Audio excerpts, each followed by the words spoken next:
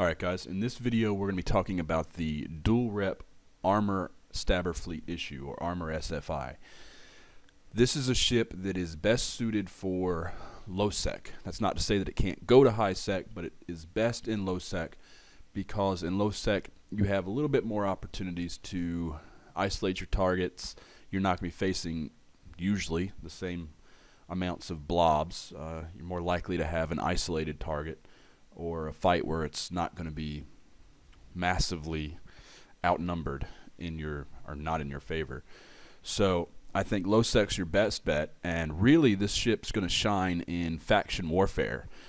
I haven't used it in faction warfare because I don't play faction warfare. However, I have taken it with my main 2 faction warfare space as if I was in faction warfare just the same, and I've used the plexes in faction warfare to get kills. I've also, as you'll see in some of the videos, these tactics still pretty much almost the same tactics apply to the vanilla stabber, the really cheap Tech 1 stabber set up with an armor rep.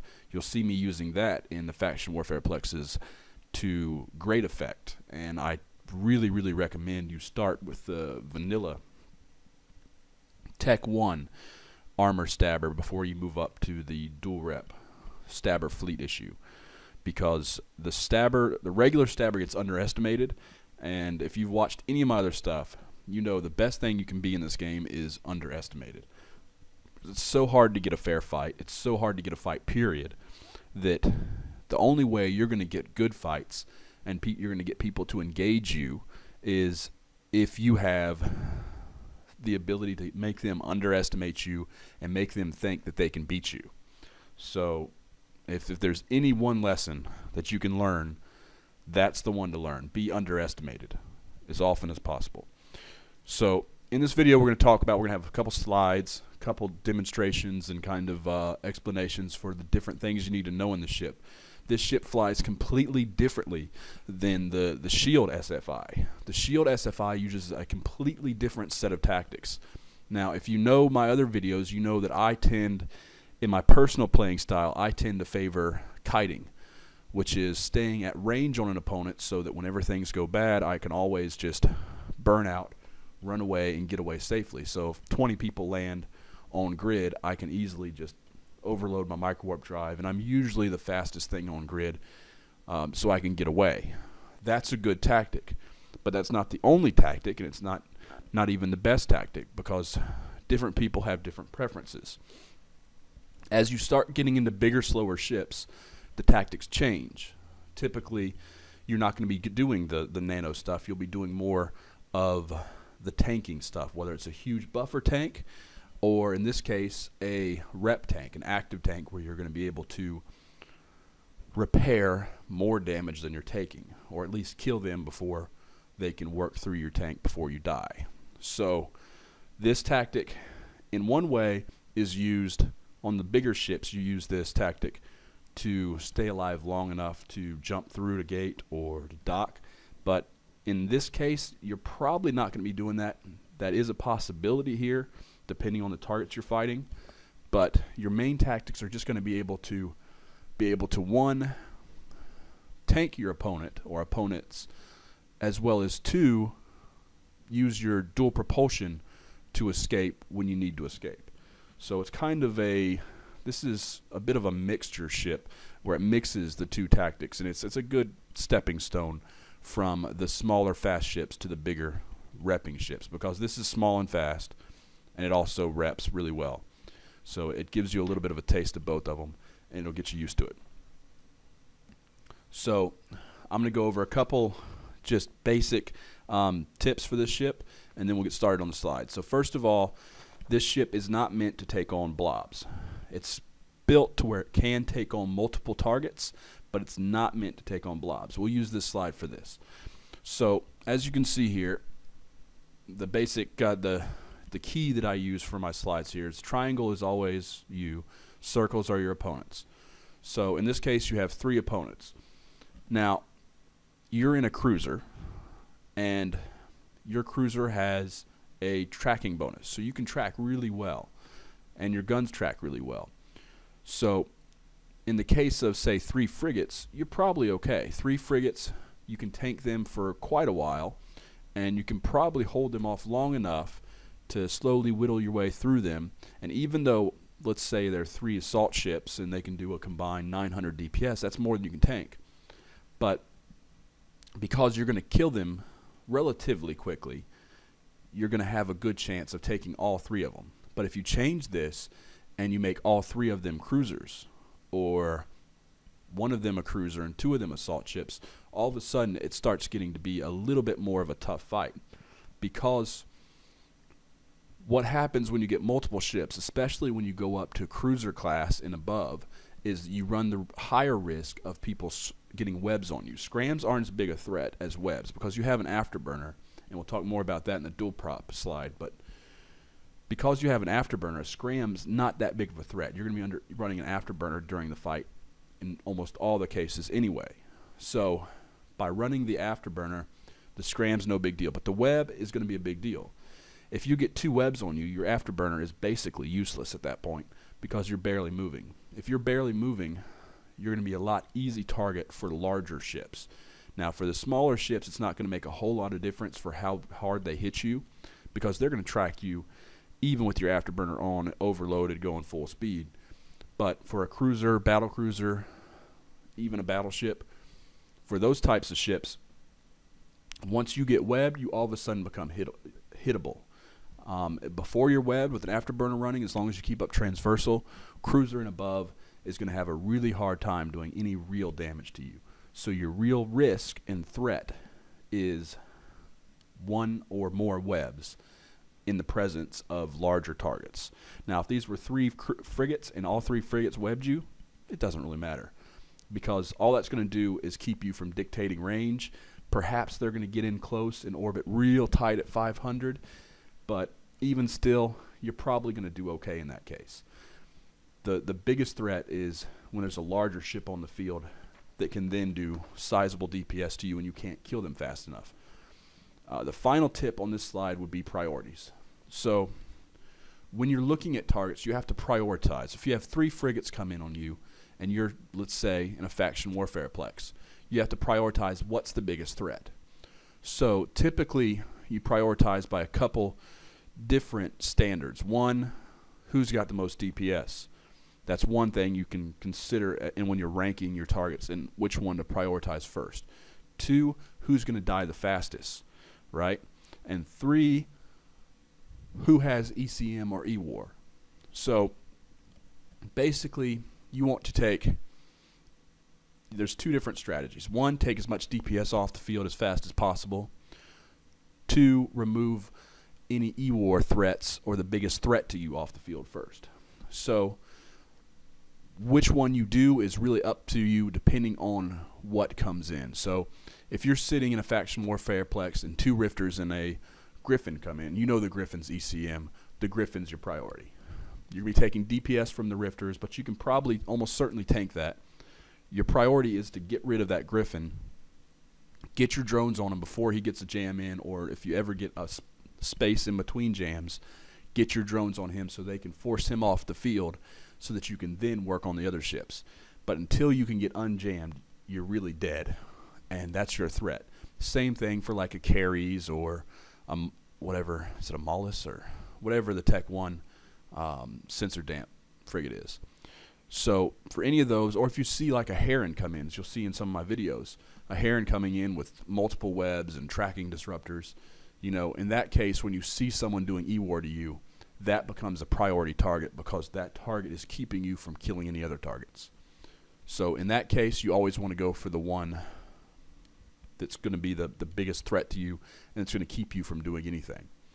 So after that, if it's just, let's say, 2 rifters and an Incursus that come in after you, you want to go for the Incursus first, then the 2 rifters, because the Incursus will typically be doing more DPS. If you have larger ships and you have, say, a Vengeance and a Wolf that come in, you go for the Wolf because the Wolf does more DPS. And the Wolf is going to be faster to kill. Now, if you have 2 equal DPS ships, like, let's say, I don't know, I can't think of any right now. Let's say a Retribution and Vengeance, which the Retribution does considerably more DPS, I believe. But if you have 2 ships that you think have roughly the same DPS output, then your priority would then go to the one with the least hit points, because the sooner you can take DPS off the field, the better you're going to be able to tank, and the longer you're going to be able to tank, and the better chance you're going to have to win that fight. So it's very, very important to get DPS off the field.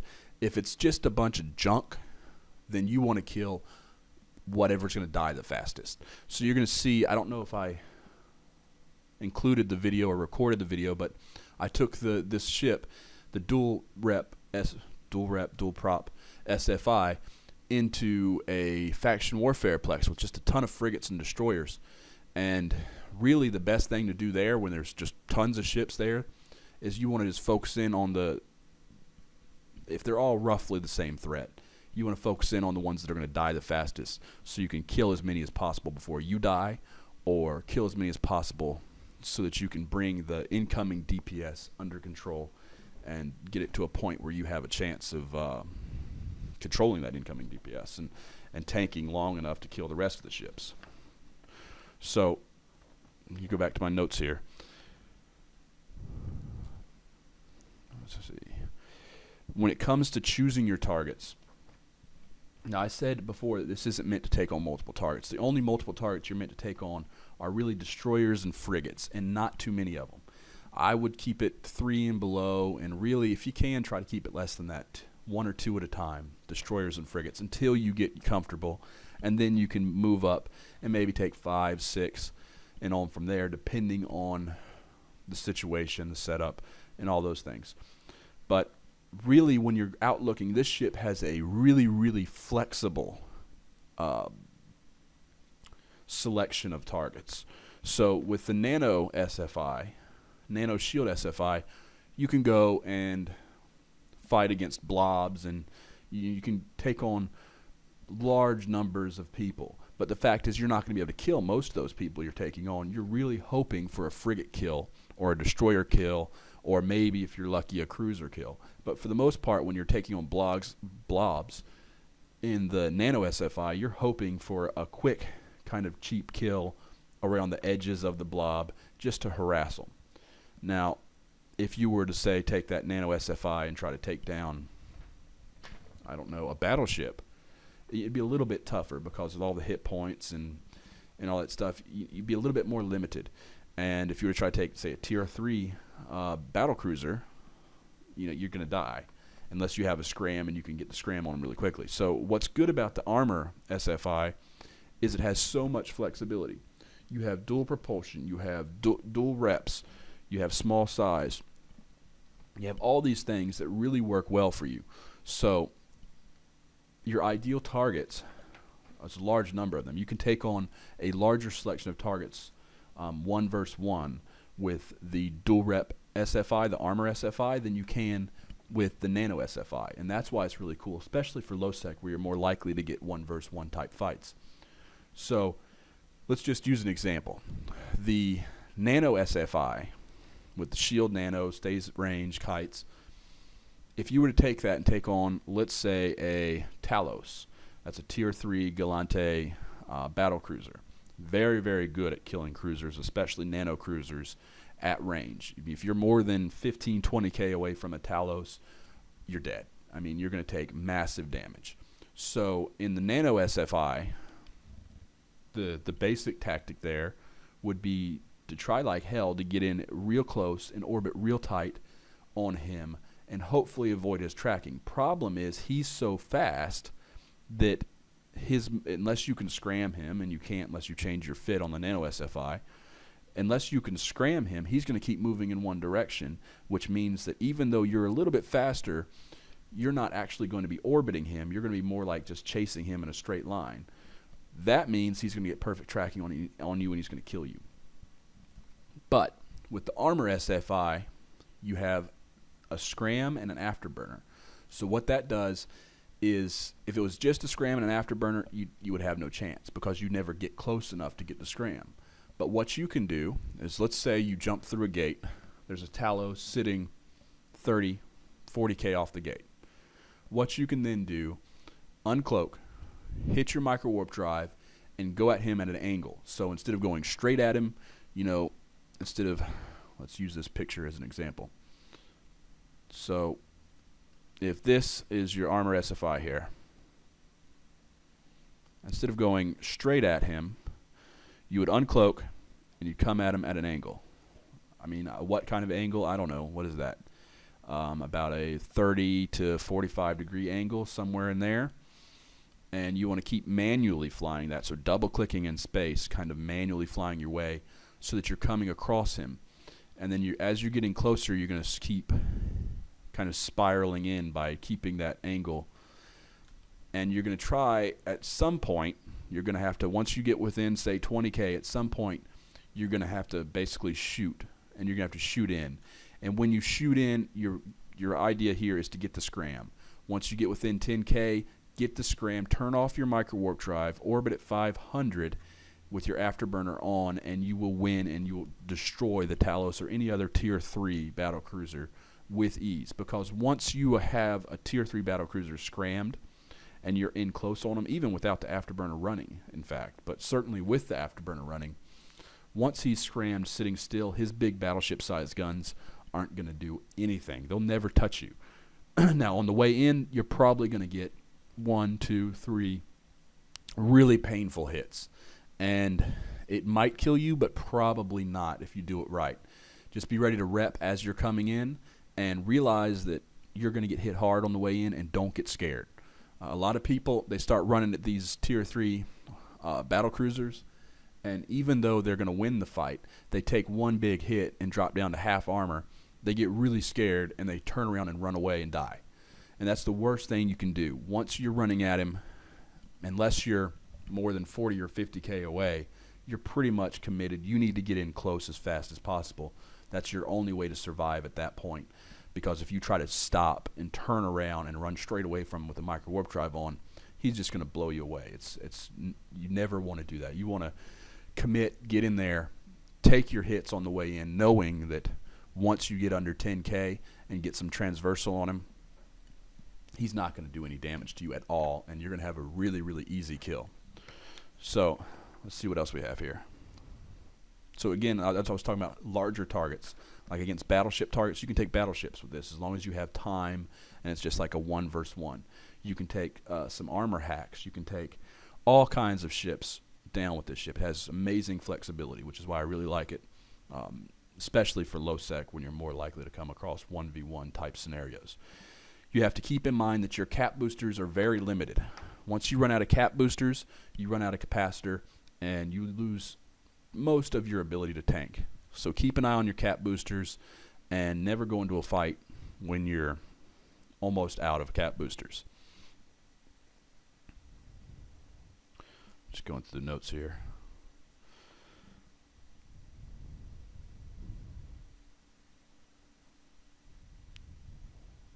All right, one last thing before I go to the next slide is to be cautious of newts. Now, you got to be cautious of webs, like I said before, but you also need to be careful of neutralizers, because even though you have a cap booster, energy neutralizer is going to make it tough for you to run your tank at full capacity. So you really, really need to watch out for neutralizers. And you can take a little bit of them, but you know, it's a threat. Let's go to the next slide. All right, so in this case, I want to describe to you the difference in what it means to have a small signature radius, sig radius, and have an afterburner. So when you run a micro warp drive, your ship basically balloons to 5 times the size. So in that previous example of a Tier 3 trying to hit you, you know, you turn on your micro warp drive and boom, you're 5 times the size. You're a real big target.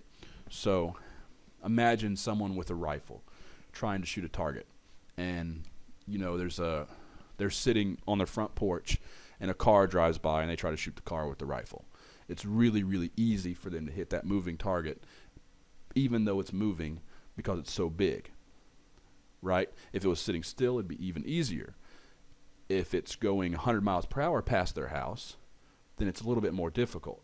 So the faster it is, the harder it is to hit. The bigger it is, the bigger and slower it is, the easier it is to hit. Now, what happens when you make it smaller? So now if you make it a motorcycle going past at 100 miles per hour, it's much harder to hit. If you make it a mosquito going past at 2 miles per hour, it's almost impossible to hit. So you can see how size makes a really big difference, and this is included in the mechanics of the game. What's cool about the SFI is it has a really, really small signature radius. It's very small, and you get the most out of this signature radius only when you armor tank. When you shield tank, that blows up the signature radius and it makes it bigger, and it kills whatever advantage you would have had. But in the armor SFI, you remain very, very small.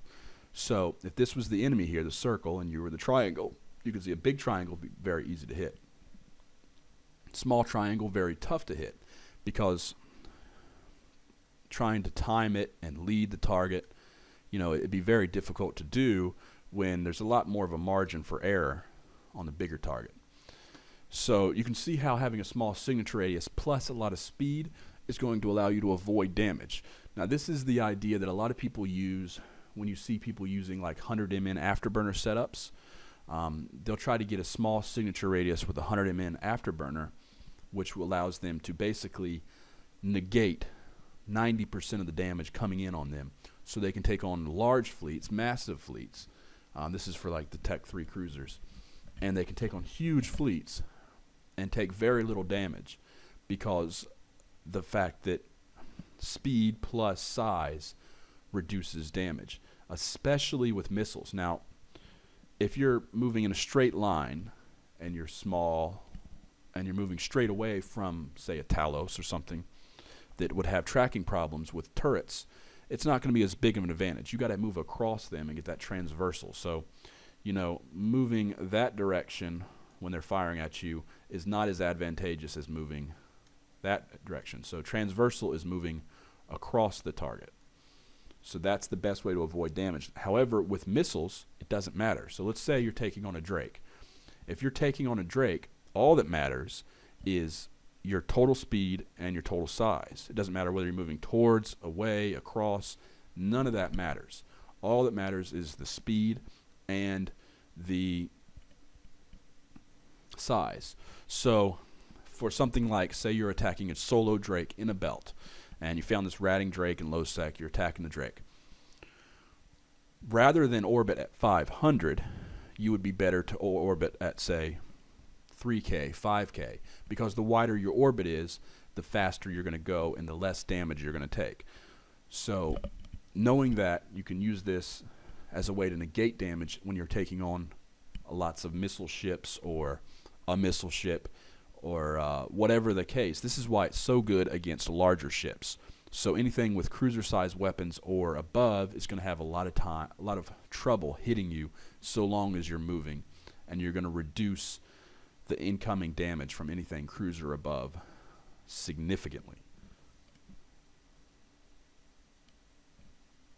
So next slide. Do not save. All right, the next thing is, because we're using a rep, we're going to talk about bait tanking. This is something that a lot of people don't know about, and almost no one knew about until 6 months, a year ago, until it became a little bit more popular. With ASBs, people started doing it. But bait tanking is huge. Even the people who know about it rarely do it. But bait tanking is a huge way to get more kills and to keep your enemies engaged even when they're losing. So let's take an example of, you are in a belt and in comes, let's say, 4 frigates, right? And you're sitting there and you're killing the frigates, and you're killing them one by one. These frigates are all locked up shooting you. And think about if you were sitting there easily repping them and you were staying at full armor and they saw it, they weren't breaking your tank. Do you think they'd be more likely to run away than if they saw your tank somewhere like this in this picture here? Looked like it was right towards the bottom, like they were just about to break you? I mean, no, if they think they're just about to kill you, they're going to put themselves out there, they're going to extend themselves a little bit further, they're going to take more risks and put themselves on the line and give you opportunities, exploitable opportunities to get more kills. So in that example, if you were sitting there running both your reps and tanking them with ease and just popping one by one, You might get one, you might get two, but the others are going to run away, seeing that there's no chance they can kill you. Now, if you did it with bait tanking and you just barely kept, pulsed one rep or pulsed both reps, ran one and pulsed the other, whatever the case was, and kept your armor just barely right there in the bottom 40% of your armor, you got to use this with caution, because if you push it, you might go too low and then die in between reps before you have a chance to get in a rep, because you got to remember that armor repair comes in at the end of the cycle. So even though you click that armor repair, you're not going to get the rep for another 4 or 5 seconds or 6 or 7, whatever it is. So you're going to have to wait until you get the reps. You kind of have to anticipate when you're going to need it. But still, the psychology here of them thinking they almost got you is going to keep them on the field and get them to commit more than they would if they thought that there was no chance to kill you. So again, like I said at the beginning of this video, looking weak and being underestimated is always an advantage in this game. It is the biggest advantage in EVE Online, and it is the biggest secret to PvP. Be underestimated, use misdirection, and make people think that they can kill you.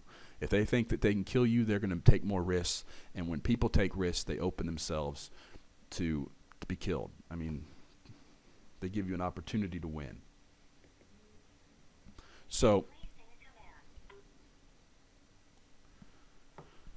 bait tanking is very, very powerful, but use it with caution and do not die while trying to bait tank. Just try to put your fear on hold and let your tank drop a little bit when you know that you can tank what's coming. And it's the same thing as I say a lot of times, where if I'm in a system with, say it's a system owned by some alliance, I'll go to the belt and tackle a Drake or a frigate that's ratting or whatever, and I'll take him to almost dead. And then right before he dies, I'll turn off all my DPS and just hold him there in the belt. And it's the same thing. I'm trying to hold him and wait for more people to come. Same thing here. If you're bait tanking and it's just one guy and he's got you in low armor, there's a good chance he's going to bring in more than if you just repped and he knew he'd lost the fight from the very beginning and it was just a matter of waiting. So he'll be more likely to bring in more people in that case. So next slide.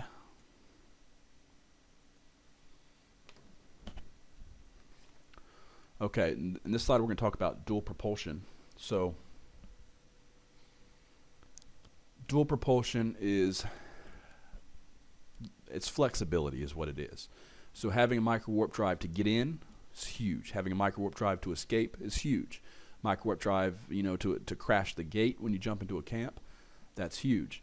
So having this flexibility allows you to take on a larger range of targets and allows you to survive a larger range of situations. So if you're ever within 10 kilometers of a target, you want to be running your afterburner, because within 10 kilometers you want to scram and run your afterburner, and that's your biggest advantage. When you're running your afterburner, you're taking less damage than when you're running your micro warp drive. You're also using less capacitor. All in all, your strong state is when you're running the afterburner. When you're running your micro warp drive, you're a little bit less strong of a ship. So in this case here, you see in this slide here, we have, or this paint drawing, you have your triangle, that's us, and your enemy there is a circle. The big circle around the outside, that's 10 kilometers. So that's the 10 kilometer radius around you. Now, you're in at 500, you're doing fine. Now let's say that you're running directional and you see that 10, 20 ships are all of a sudden on scan and they're almost certainly coming into you. You are scrammed just like this guy's scrammed. Let's say you're even scrammed and webbed. So he has you scrammed and webbed. Let's say it's, I don't know, a Brutix. He has you scrammed and webbed. You're sitting there shooting at him. You have him scrammed. Now, you're going to be moving at scrammed and webbed. I forget, I haven't looked at it in a while, but probably 300-400 meters a second. He's going to be moving at about 200 meters a second, which means that you still have a 200 meters a second advantage over him. I talk about this more in the dictating range and in some other videos, but in this case, it allows you to escape. So even scrammed and webbed, what you can do is overload your afterburner. You see the guys incoming. You're going to overload your afterburner in a direct line that is aligned to, say, a gate or something. Let's say that's a gate, whatever it is.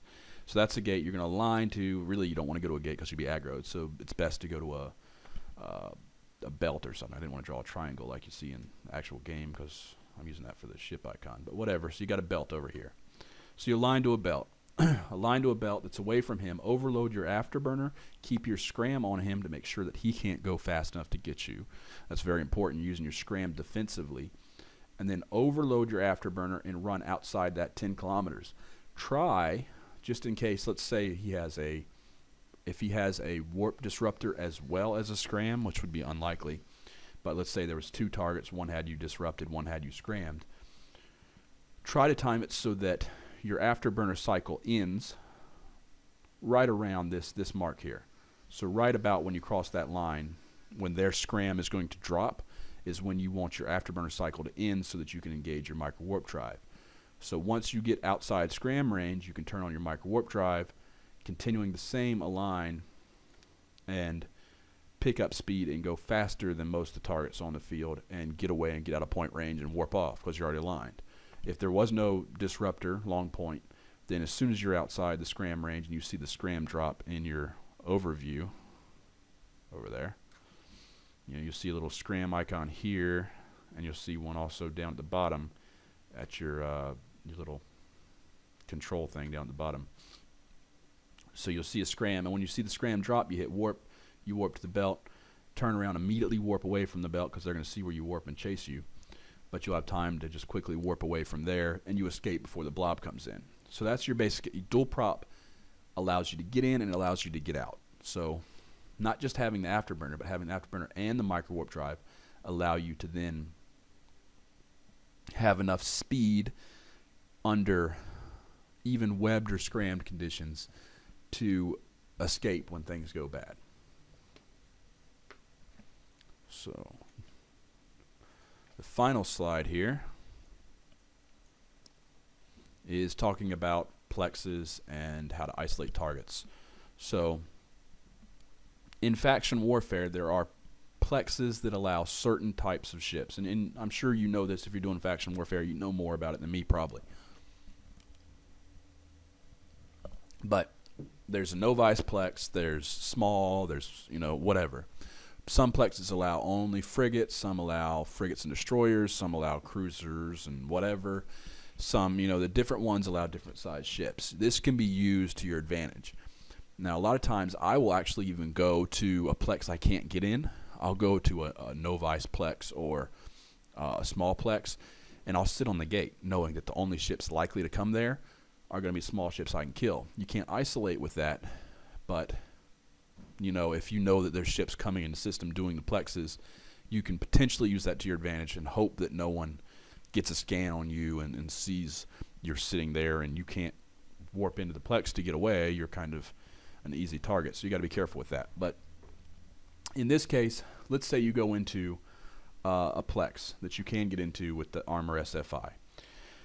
Now this is you're inside the plex. This is the gate over here on the left.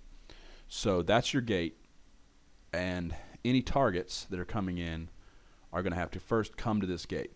You can lower your scan range by subtracting one number off your directional scanner, and that takes it from 14 AU to 1.4 AU, which is likely to only include the space right around you in this gate.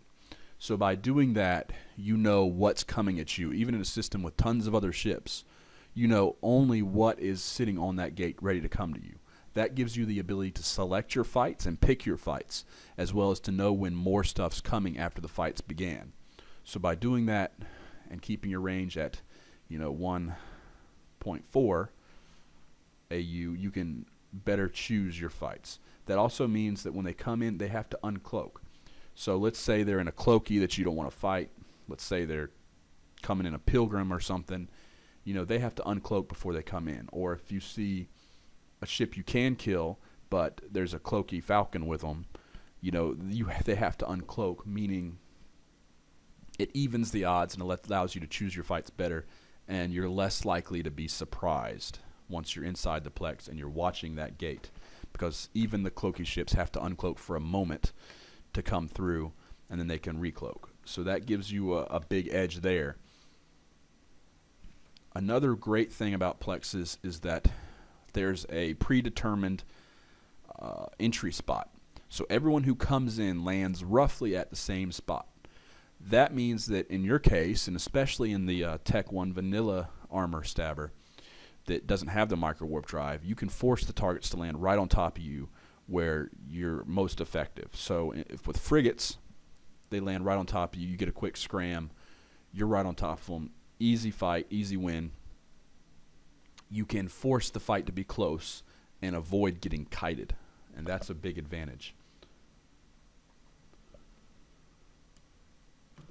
So if you're in faction warfare, or even if you're not in faction warfare, you can go to these faction warfare systems and use these Plexes as ways to not only just get fights, because there's always people wanting to fight and wanting to Plex, and you can just get lots of fights in these Plexes, whether you're in faction warfare or not.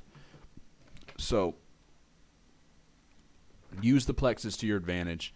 Use them to select your targets, and then use them to isolate your targets, because a lot of times, let's say there's a fleet with a bunch of really large ships, some of them won't be able to get in on you, even though you're a cruiser. So a lot of the ships that cruiser size and bigger will be able to get into the Plexes that you're in, but still you can use them somewhat to isolate and somewhat and completely to tell what's coming in on you. Alright, so that's the end of the armor SFI tactics lecture. The key here is that you want to use your dual prop to its biggest advantage, your signature radius to its biggest advantage, and ideally you only want to fight in cases where it's relatively 1v1, or if you're going to take on multiple targets, make sure they're frigates or frigates and destroyers. And destroyers can be a big threat, but you can take on multiple destroyers once you get confident with the ship.